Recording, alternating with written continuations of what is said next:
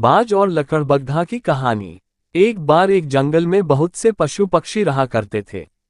एक दिन वहां पर एक बहुत ही निर्दयी लकड़बग्घा आ जाता है।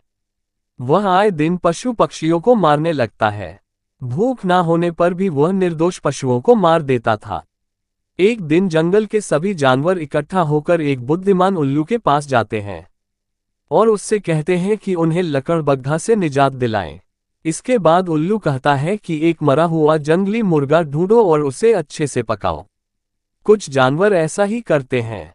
तभी उल्लू पहाड़ से एक बूटी लाता है। फिर वह उसका अर्क निकलता है और भुने मुर्गे में डाल देता है।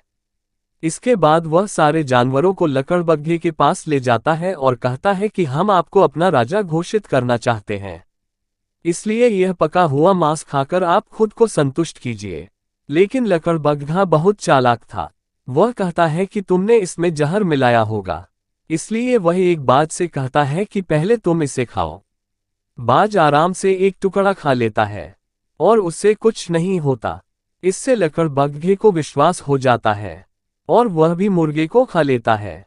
लगभग आधे घंटे के बाद बाज और लकड़बग्घा दोनों बेहोश हो जाते हैं, क्योंकि उल्लू ने उसमें बेहोश करने वाली बूटी मिला दी थी।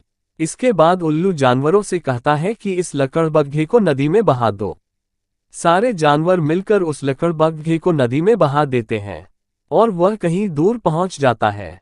कुछ देर बाद बाज को भी होश आ जाता है। अब सारे जानवर निश्चिंत होकर जीवन यापन करने लगते हैं। शिक्षा: इस कहानी से हमें सीख मिलती है कि हमें एकजुट होकर मुसीबत का सामना करना चाहिए।